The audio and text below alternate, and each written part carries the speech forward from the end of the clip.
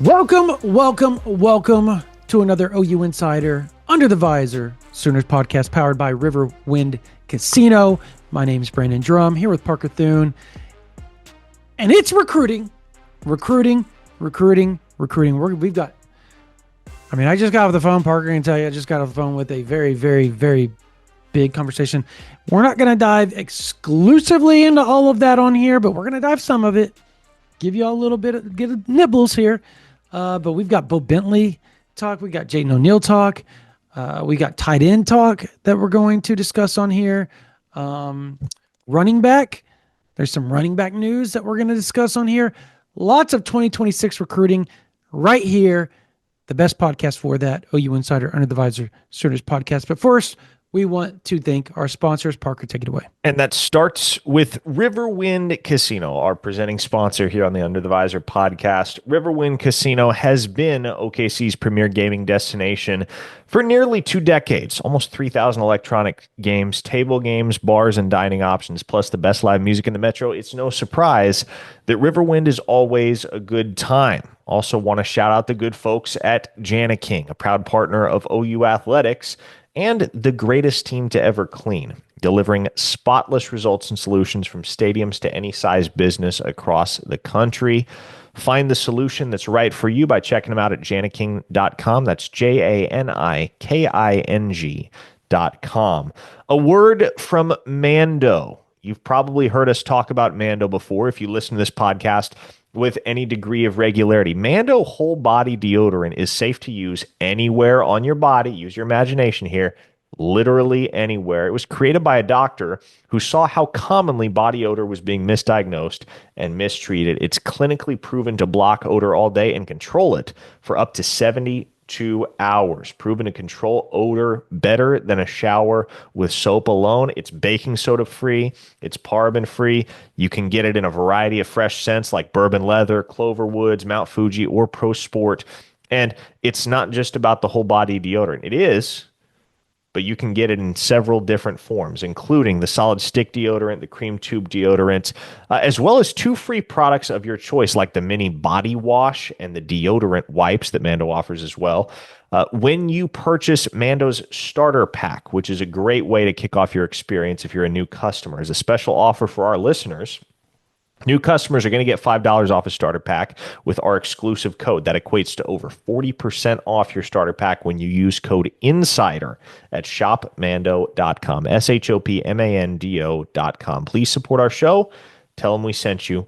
And finally, folks, the Oklahoma City Thunder are moving on to the Western Conference semifinals for the first time since the Kevin Durant era.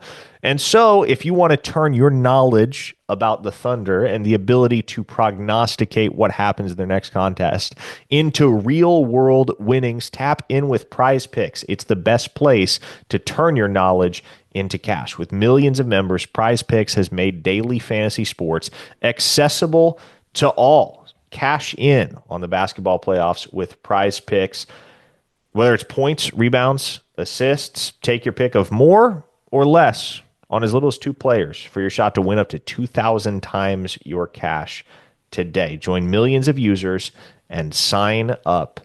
Get $50 instantly when you play your first $5. You don't even need to win to receive the $50 bonus. It's guaranteed. Prize Picks also offers weekly promotions that can lead to big payouts like Taco Tuesday. Each Tuesday, Prize Picks discounts select player projections up to 25% to provide even more value for your lineups. So, download the app today. Use code OU Insider to get $50 instantly after you play your first $5 lineup. That's code OU Insider to get $50 instantly after you play your first $5 lineup. Prize Picks, run your game.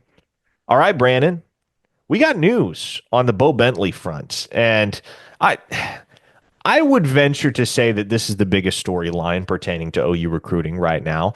There have been a couple of commitments since we last podcasted. We'll mention those and dig into those here in a little bit. Nico Jandro committed, Ja'Cory Smith committed. But most notably, I think, Bowe Bentley, 4-star quarterback out of Salina, Texas, has switched up his official visit schedule. Georgia landed Jared Curtis. Georgia is out of the Bentley sweepstakes. It is OU. It is LSU. The plan had been for Bentley to visit LSU on June 20th through the 22nd. They were going to get the last visit. His Oklahoma visit was going to be June 13th through the 15th. Now he's going to visit Oklahoma June 6th through the 8th, but he has moved the LSU Mhm. visit to May 30th through June 1st.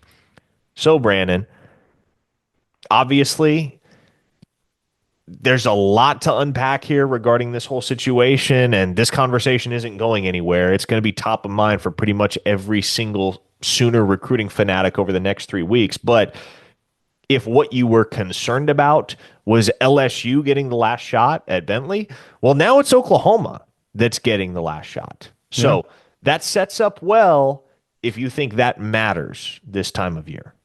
And to be fair, it does matter. It's not always deterministic, but it Yeah. does matter. It matters a great deal when a kid is announcing after the visits take place. And don't get it twisted. This was a chess move by Arbuckle in Oklahoma. They everybody kind of had a sense that Jared Curtis was 5-star quarterback. Jared Curtis was going to go to Georgia, which was going to eliminate the June 6th visit. You and I talked about it. I talked to sources. I told you about the conversation I had with sources regarding the June 6th. And it was always that's the idea of moving it to June 6th for Oklahoma, but they got to get things situated first. And the Jared Curtis domino had to fall into place first. That's why Oklahoma had it on the 13th. It was a lone standing OV.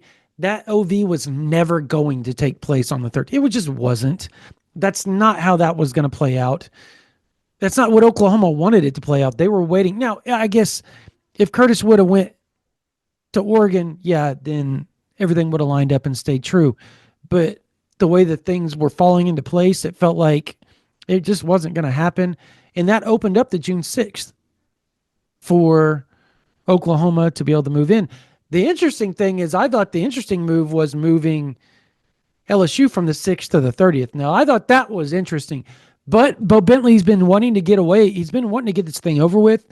So that does make sense to move everything quicker and move it earlier, the visits.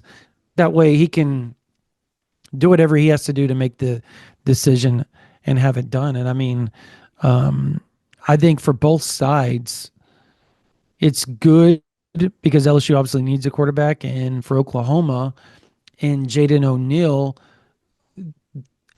we'll get into that. I don't know how much that decision actually is going to matter.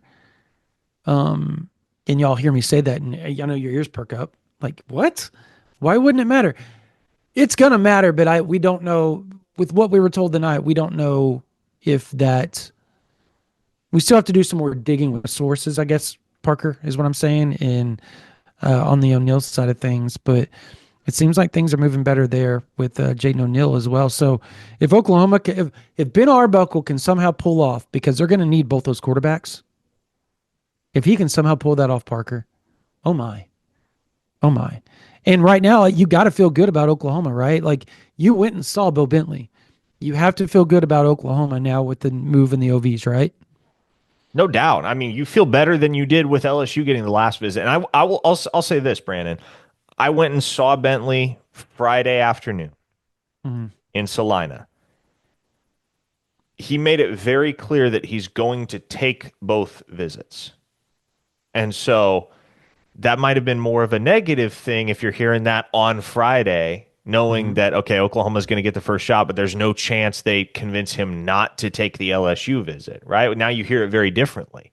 Oh, LSU gets the first shot, but there's no way they can prevent him from taking that visit to Oklahoma June 6th through the 8th. So it lines up nicely for Oklahoma, I think. There's a lot of conflicted intel on, or conflicting intel, I should say, on the situation. You'll get people saying LSU has the inside track. You'll get people saying OU has the inside track. Look, Brandon, I think naturally we cover OU. Our intel is going to be consciously or unconsciously somewhat slanted toward Oklahoma, and we should probably be mindful of that. I think the sum of the intel that we've collected leans in OU's direction, but again, that's some part of that is natural. Nevertheless, Right. going into OV season, I don't think you can reliably say it's LSU for Bowe Bentley or it's OU for Bowe Bentley, and Mhm. somebody's going to have to change his mind Yeah. during the OVs. I think he's still genuinely undecided and waiting to see what these programs are going to put before him in terms of a final pitch on those OV weekends and how they stack up against one another. So I I know everybody would love to hear that, oh, it's trend in OU, it's trend in OU. OU's got the inside track already, and now especially that they have the last visit, it sets up well for them to close out on Bentley. And it does set up well, but I don't think there is a trend right now in this recruitment. I think Yeah. Bowe Bentley is to a certain extent comfortable with the fit at LSU. He's comfortable with the fit at Oklahoma. I don't know that in his mind there's a wrong answer between the two. It just comes down to which one is all in all the better fit when push comes to shove and it's time to make a decision. So Yep. at this point, can OU give him the better OV or will that be LSU? Can OU make the more compelling sell or will that be LSU? That question, fortunately, will be answered within the next 3 weeks. And I mean, the, the odds are that when Bo Bentley comes on his official visit, I'm going to throw out just a wild guess that John Mateer is going to be hosting him. Just just guessing, knowing what we know of their relationship, right? That would be a great move for Oklahoma. And naturally, you would assume that Garrett Nussmeier is probably going to be the one that hosts him at LSU. And he looks up to both of those guys. They're both North Texas guys, right? They both grew up around each other. Like all three grew up around each other and they're friends. And everybody wants to lean on this John Mateer relationship. You're completely missing out on the fact that Garrett Nussmeier and Bo Bentley know each other quite well, as well, I guess. Quite well too. I don't know how that would phrase that correctly, but um so there's that interesting aspect. And then obviously you have the Jaden O'Neal official visit on the 20th, and you would assume that Michael Hawkins is probably going to host him. They're pretty decent friends as well. So um Oklahoma's I mean, they're in a good spot with both, and I think that's where you want to be if you're Coach Arbuckle and just see where the chips fall. Um,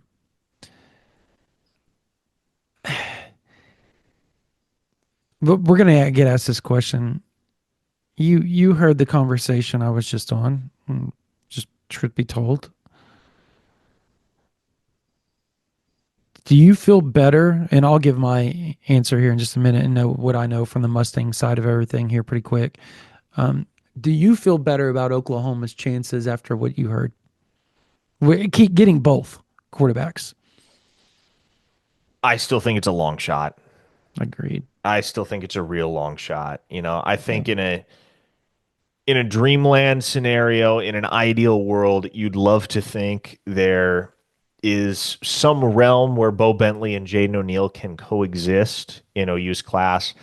But that's asking a lot, man. It's asking a lot, especially because these are two nationally coveted dudes, right? Yeah. It's not like the situation in 2024 or even 2006 for that matter, right? Those are the last two cycles in which Oklahoma took two quarterbacks. In Hmm. 2024, you had a legit nationally recruited, nationally coveted guy in Michael Hawkins. And then the second quarterback was a bit of an under the radar sleeper kid from up in Northeast Ohio named Hmm. Brendan Zurbrugg that Oklahoma managed to flip from Northwestern. And Oklahoma was pretty clearly, I mean, by leaps and bounds, the most prestigious school on his offer sheet. You go back to 2006, Oklahoma signed Keith Nickel and they signed Sam Bradford. Right? Bradford was right down the road. Not hard, especially at the time with where Oklahoma was at as a program, to convince a guy like that to jump on board, even To be fair, as you both have the it. players this year are right down the road, if you will. You know what I mean? Like That from is a true. That is true.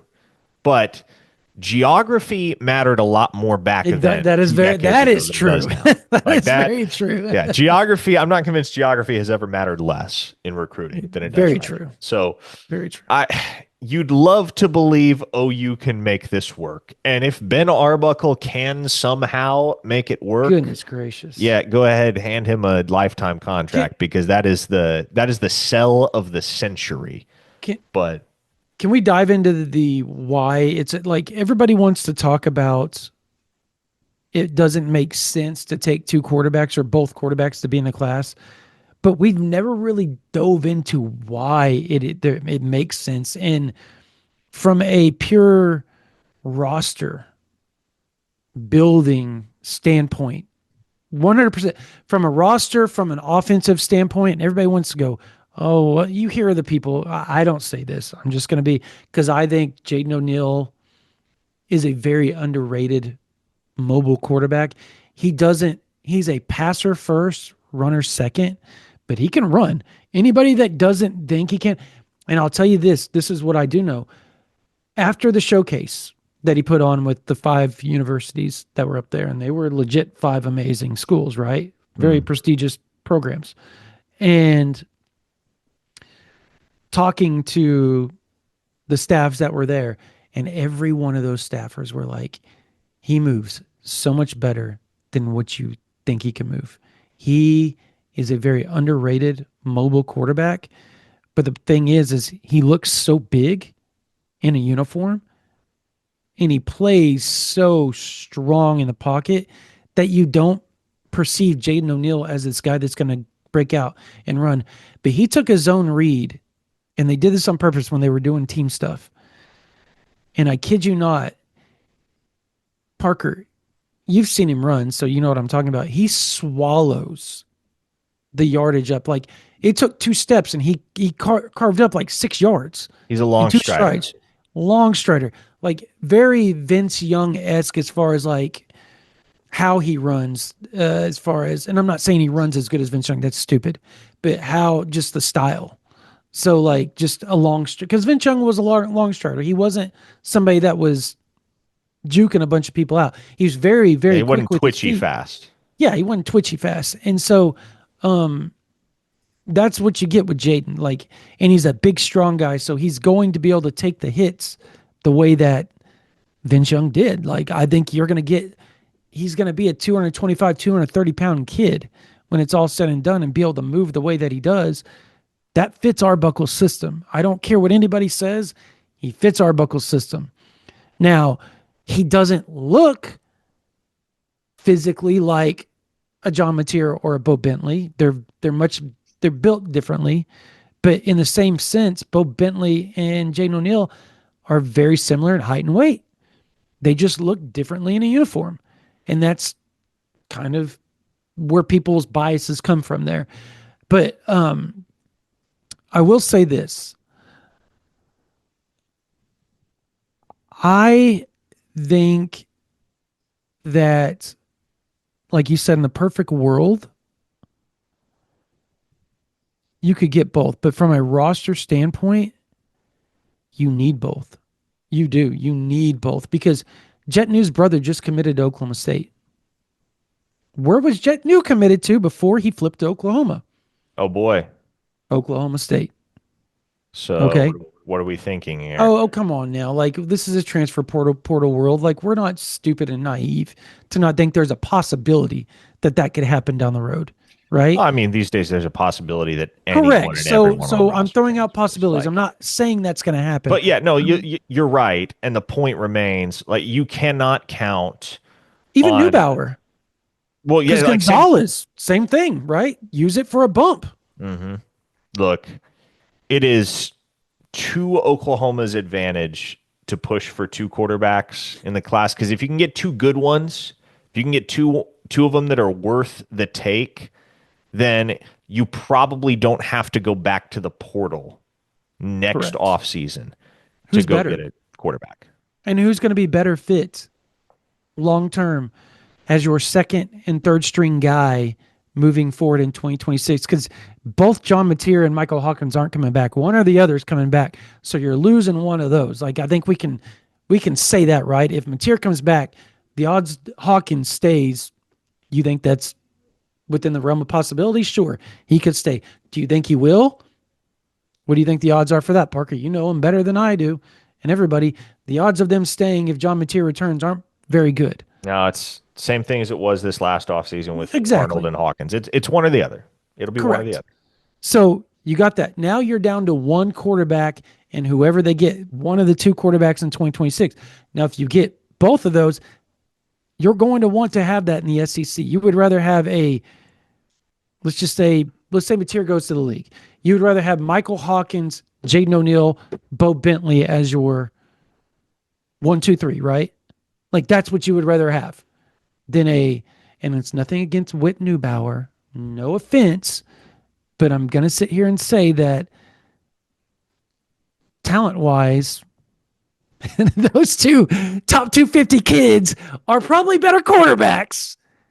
I I like Whit Neubauer, I do man. too, I but come think he on, could dude. turn into something if Okay. he sticks around long enough. That's the point. And that And I is talked to somebody that is today, the predicament.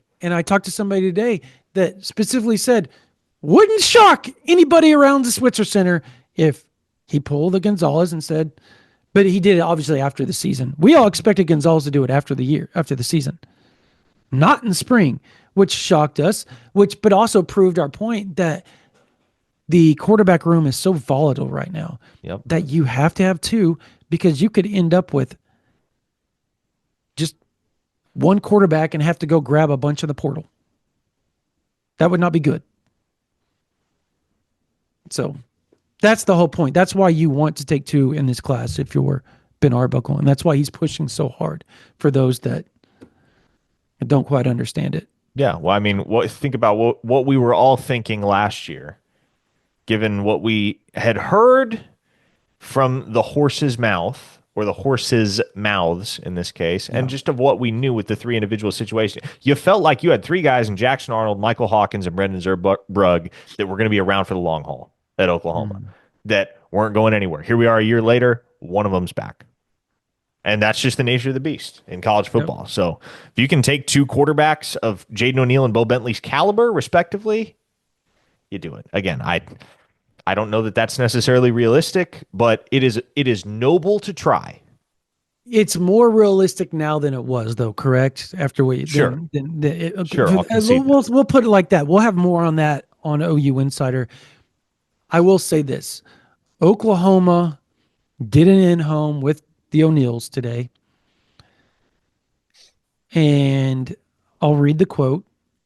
That is just a quick quote I put up on OU Insider VIP for everybody. I was told it was a very good and interesting visit with both sides doing a great job of airing out their thoughts, likes, and issues with one another. And there's no problem. They're not mad at each other. There's none of that. Like the issues in the fair shake, like is Bowe Bentley Arbuckle's guy, like that has been pushed out as a narrative by plenty. We haven't said that on OU Insider because we know that he wants both. Ben Arbuckle wants both. And so it's not, this is one guy over the other or anything like that. That's never been really the case. Did he inherit Jaden O'Neal? Yes, he inherited him. But if he didn't want Jaden O'Neal, he would have offered a bunch of other quarterbacks the second he got there. He offered one. That's it. Bowe Bentley. And he's tried to keep Jaden O'Neal and worked very hard. And from what we were told, Arbuckle even admitted to the O'Neals tonight that there were some bumps in the road when he first got there and that he takes full blame for some of the issues that have built up. And so things are moving in a better direction.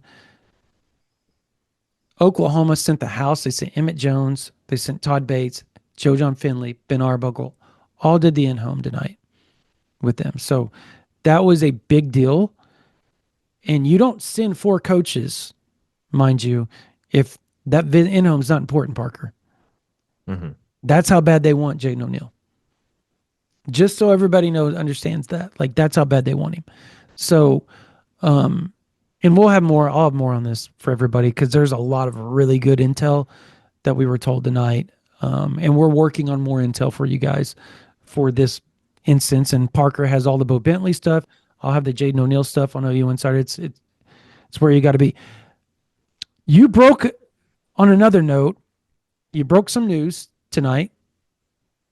Oklahoma. We've broken a lot of news. Yeah, You're we gonna have to be broken. more specific. We have broken a lot of news on There's- OU Insider. There's here been a recently. lot of news. Very that we true. have Very been true. On top of over the last several days over at Yes. OUinsider.com, because that's what we do and that's what time of year it is. There's a lot of news flying around and we are all over it. So, sorry, what news specifically are you referring to here? I was more or less going to talk about a particular running back situation Yes. with DeZephan Walker, Yes. 4-star. Two blue chip targets for Oklahoma. Yes. Just locked in their OVs today Correct. for the month of June. You want to know the identity of the other one, hop over to OUinsider.com. But yeah, DeZephan Walker out of Peculiar, Missouri. We talked about him on the last podcast. He's a guy that had been kind of focusing on Kansas, Kansas State, Nebraska, and Notre Dame. Notre Dame filled up at running back last week. Picked up a commitment from Janaz Walton out of the state of Georgia. So between him and Javian Osborne down at Forney, they no longer have need for a running back in the 2026 class. So DeZephan Walker was scheduled to OV with the Irish next month, June 13th. He has pulled that visit off the calendar. He will be at the University of Oklahoma June 13th instead, where as of right now, Brandon, he is the only confirmed official visitor for that weekend because that was the Bowe Bentley weekend before That today. was the Bowe Bentley weekend. So Correct. now it's the DeZephan Walker weekend, which, for a kid that's a legit blue chipper at the running back position, big bodied, though he is big bodied, still a very shifty runner, good hips, good burst, a very complete back. If he's never been to campus before, and that's the reality for DeZephan Walker, he has never visited the University of Oklahoma. It probably works to your advantage to be able to go all hands on deck with a guy like that over the course of a single weekend. So I like how that lines up for Oklahoma.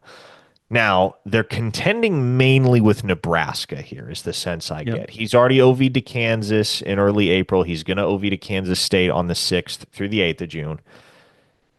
But the sense I've gotten is that is an OU Nebraska battle down the stretch here. That's what Oklahoma feels as well. Yep. Yeah. I guess you can't be shocked with what Kansas is doing to try and build a fence around the state right now, the Sunflower State, that is.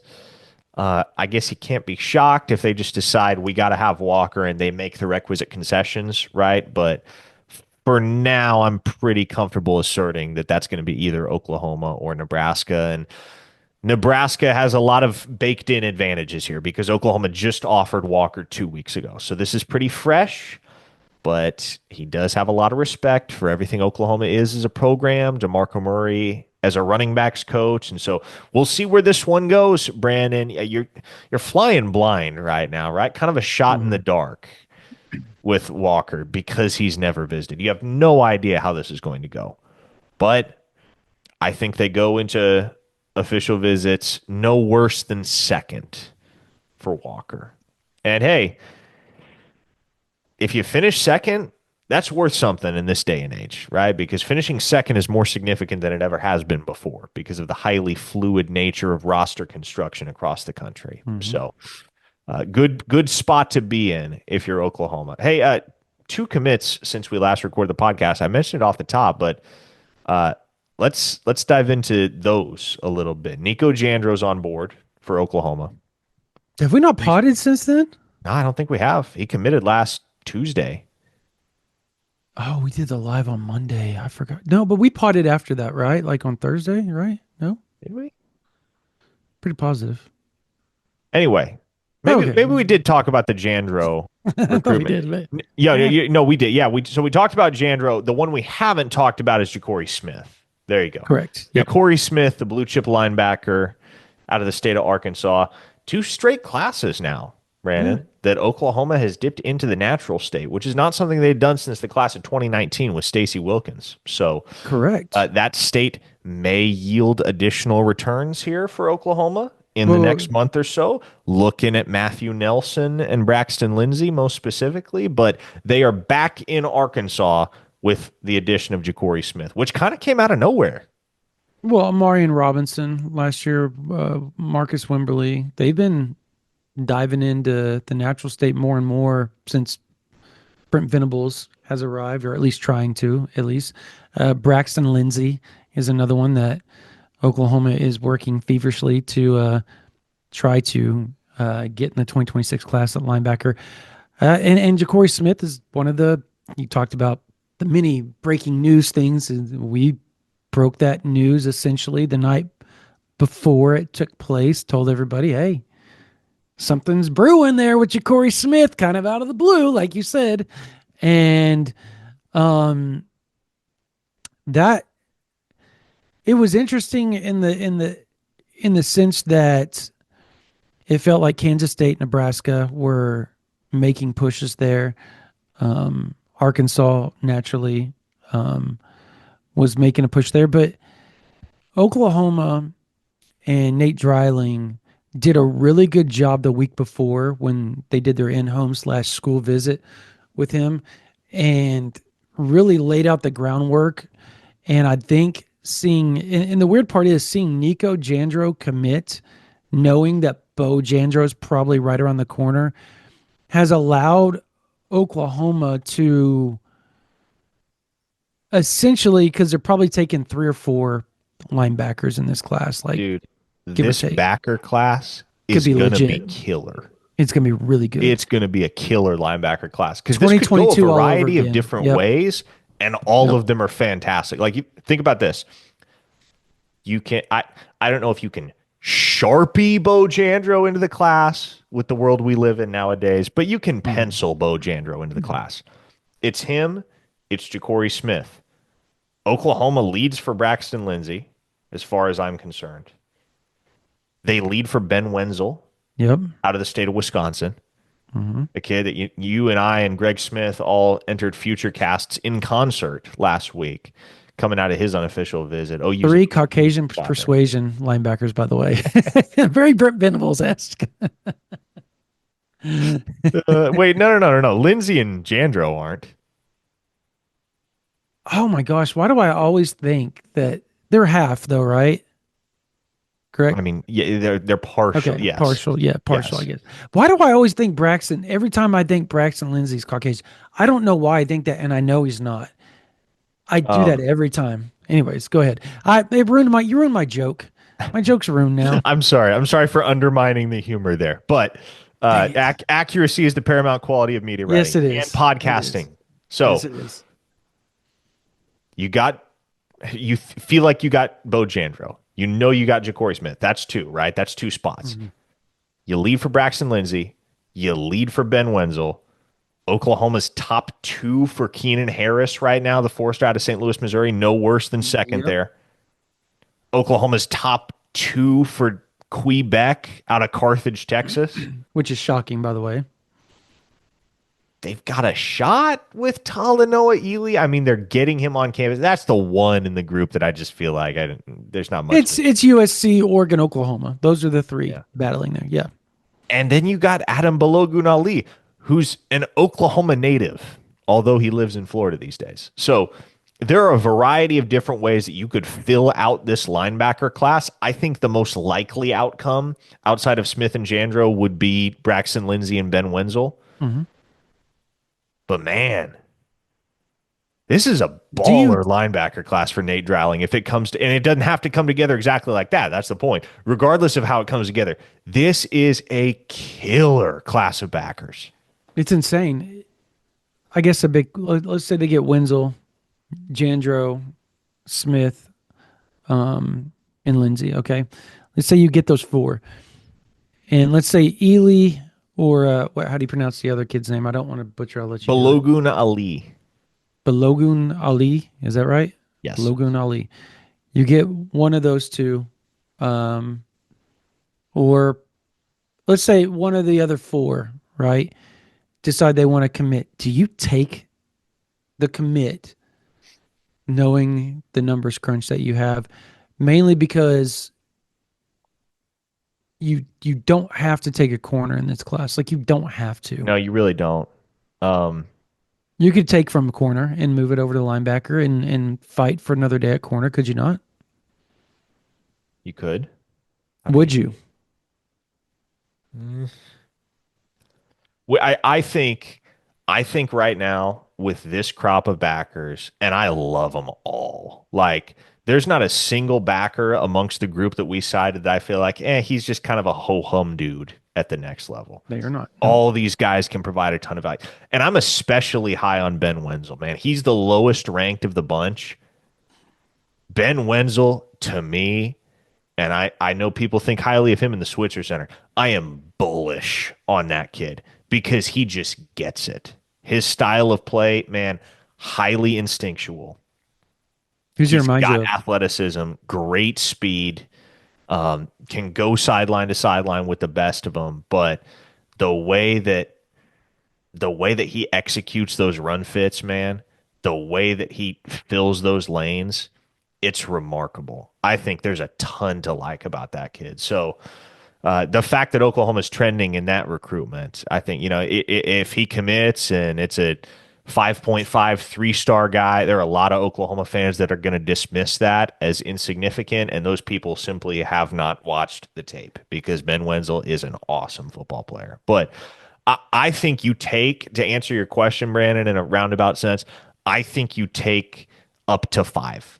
Yeah. I think you make room for five if there are five that want to come because you only have 7 scholarship backers right now, Yep. right? So this can be a heavy class. It will be a heavy class, even though 4 might seem like the highest reasonable number at that position.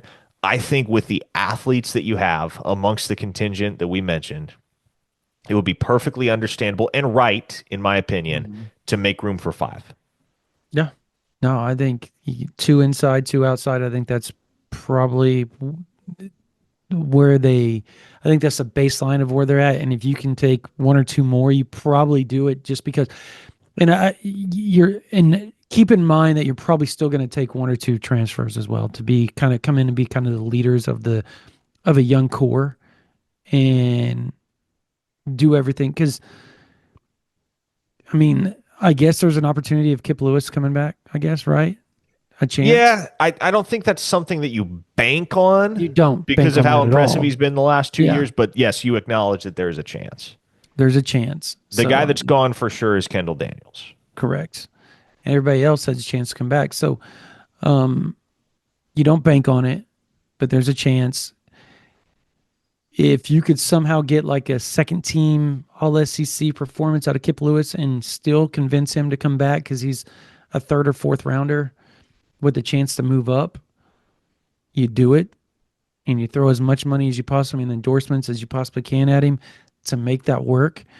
Otherwise, you're going to have to do the same thing for somebody big in the portal. And I think that's where OU's head's probably at is get the 4 or 5 guys, young guys, and then try to have a good leadership core of a Kobe McKenzie, Kip Lewis type of veteran leadership to kind of move them forward into the 2027 season because you would be set for 26 with a young backup core with the guys that you brought in 25 and 26 class. But that 27 year, you're going to need the 2026 class and the 2025 linebackers to be exactly what this core is right now, and that's leadership and to be the guys long term, the way that Kip Lewis and Danny Stutzman were, and Kobe McKenzie naturally. So there's a lot to play with there as far as linebacker goes. A lot of wiggle room for Oklahoma, but it's good wiggle room because they have a lot of talent that they're in on this. This is what Oklahoma fans envisioned, Parker, when Brent Venables got the job. Like this is what linebacker recruiting is going to turn into. And up to this point, outside of 2022, it really hasn't. 2023, I guess, was good, but a lot of those guys left through the portal. That's the unfortunate part. They looked good on paper, but they never really produced on the field the way 2022 has. And so, You need 24, 25, and 26 linebackers to really take shape moving forward in a big way for Brent Venables. In a big way. What I guess we talk tight end. That's the other position that has just kind of been in flux, if you will. Tyler Ruxer, sooner? Yeah, I don't want to say that yet. I don't want to say that yet. Working on setting up an OV right now. He's got him set up to Minnesota Duke, Northwestern right now. I He just took his Northwestern visit actually last week, but or the week before last, and then this past weekend he took an unofficial to Oklahoma. He's going to take an official visit, and I think to Oklahoma. The exact date I don't have yet, but I'm supposed to talk to him. We're recording this on a Monday night. Supposed to talk to him on a Tuesday night at some point, and I'm going to get all the complete details. But from what I was told, the visit went as good as possible. He did an in-home with Northwestern tonight, or we would have done our interview tonight. But he, if you go watch his film, he is a very, very athletic, but he's got a big frame to him. And I think that's what you look at is he's fast, he's athletic. And I know saying a 3-star is a number one player in Indiana, whatever, I know people look at that and they scoff at it. I challenge everybody to go watch his film. I really do. Because I think if you go watch Ruxer's film, you're going to come away and go, oh, hell, this dude can ball. Yeah, well, good rule of thumb here. Before you weigh in on recruiting and specifically 3-star takes, Yeah. you should watch the film Yeah, for he is. for your own benefit because we've seen this so many times in years gone by. And I think there are people out there, and there are still people out there that do the whole 3-star you thing. But There's a man, lot of them. if you were to watch the film on every single one of the players that has committed to Oklahoma over the last 4 cycles as a 3-star, i.e., at the time that they were committed, they were a 3-star. What you will find is a ton of dudes that were very obviously better than 3 stars. Yep. And their final ranking showed that. Yeah. A great example would be somebody like Samuel Masigo, right? Like, and I know that the greatest example is PJ because he wound up a 5-star, but Samuel Masigo was the quintessential, okay, that's not a 3-star when you flipped on his tape. And he wound up being a top 100 player in the country. Danny Okoye also was a 3-star. He ended up being one of the top, I think, 150 players in the country, right? When it was all said and done. Who else? Jaden Jackson, Eli Bowen, 3 stars for the longest time. Yeah. I mean, and look, both of them on some services even stayed 3 stars. So the whole 3-star U, that's great. Oklahoma built their national prominence in the 2000s and 2010s on a lot of 3-stars backs. A lot of 3-star backs, not running backs, like the backs of 3 stars. And so we're not sitting here and championing like 3 stars and Yeah, saying there are they're the some best three in the- stars that are legit 3 stars. Yeah, they're legit 3 stars, but there's a lot of them out there that, you can't name everybody a 4-star. It starts to lose its luster. So you're going to get guys that probably should be a 4-star that stay a 3-star. And I think Tyler Ruxer is one of those. And I think he's going to be a 4-star when it's all said and done. This is a really good eval by Joe John Finley and company. He already I'll say this. He already is a 4-star on what is now our sister service on That's 3. very true. I think he's like top 250 with them too. Isn't He's just about top 150. Yeah, he's really high. He's a very, very good player. He's worth the offer. He's worth the eval. Again, people in the Switzer Center are super high on him, and rightfully so. When he gets the official visit lined up, I look, I think Oklahoma's going to be tough to beat. He is an academic guy. You see that with the Duke OV. You see that with the Northwestern OV. You see that with Minnesota. Oklahoma's kind of the we were talking about this off air, Parker. It's an academic school, but not to the ranking of those three. Those three are a little bit different than Oklahoma. But Oklahoma is nothing to like scoff at when it comes to academics. Like it's a top academic type of university, just not a Duke or a Northwestern. But not very many people are a Duke or Northwestern, Parker. So, I mean, he is an academic guy, but he's also understands football. And if you want to be a really good football player and play tight end, and make it as far as he probably would like, I think you look at the schools that he's in on right now and go, that SEC school's produced a lot more than everybody else that's offered me. And the guy that is coaching, I know it's Joe John Finley. I know there's a lot of people that dislike him. He played in the league, so at least knows what it takes to get there. Yeah. So he does have that going for him. But we'll have more on Ruxer. Is there another, like, do you feel like Oklahoma's about to take off in recruiting as far Yes. as, Yes. And that could potentially happen as soon as this next Friday because do feel like there's a strong OU vibe with four-star defensive lineman Brian Harris out oh, of yeah. Jacksonville, Florida, Mandarin High School. Uh, OU's really come on strong there.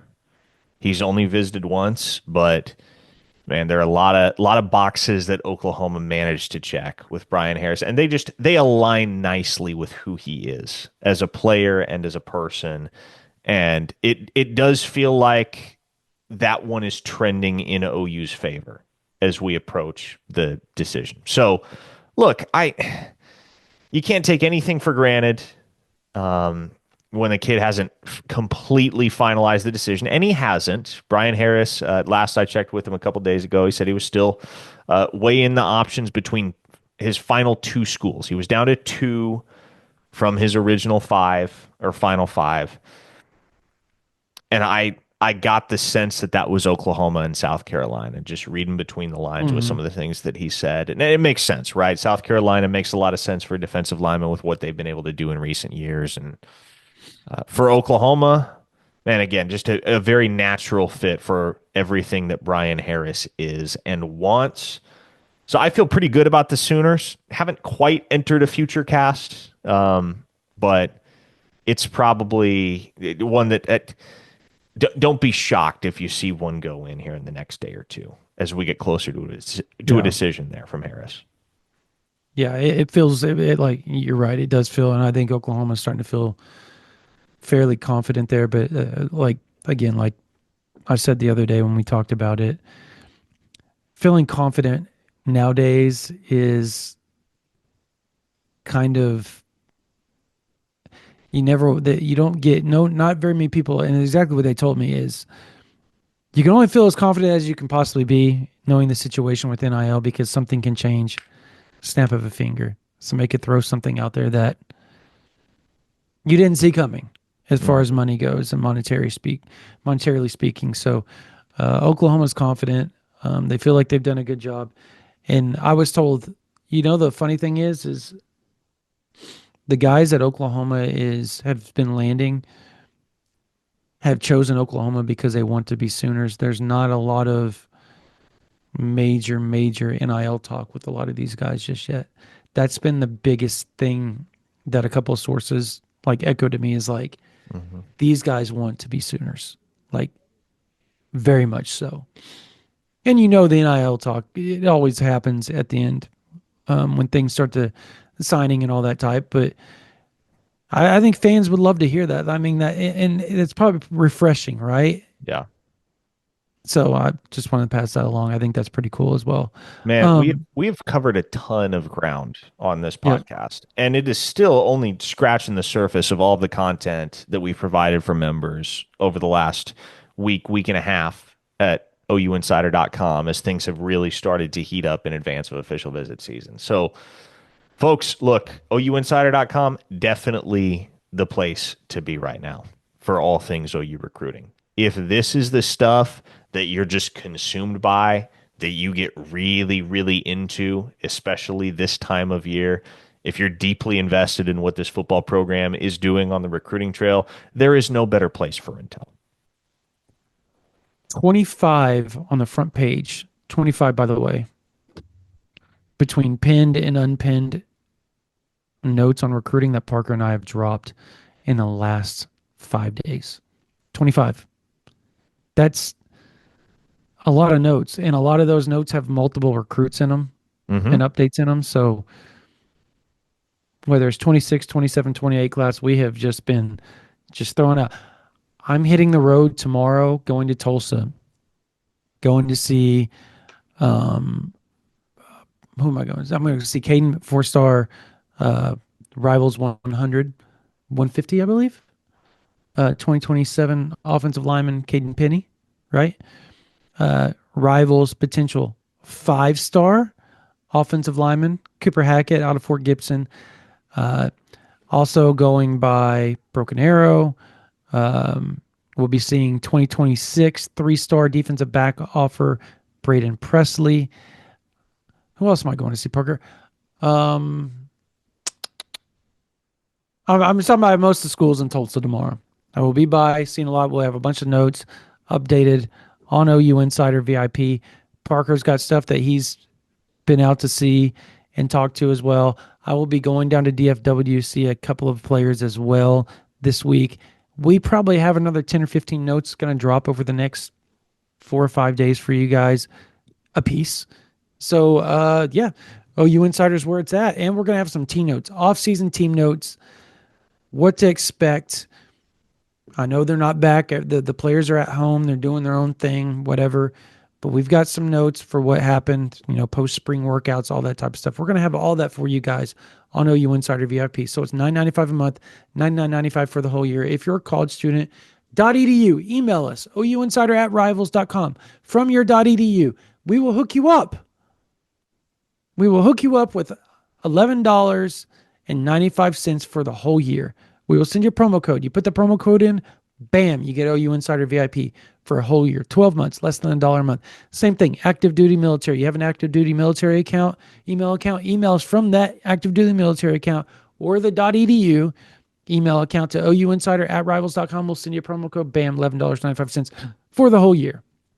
All right, that's going to do it for this version of the OU Insider Under the Visor Sooners podcast, powered by Riverwind Casino. For Parker Thune, my name's Brandon Drum. You guys have a blessed night.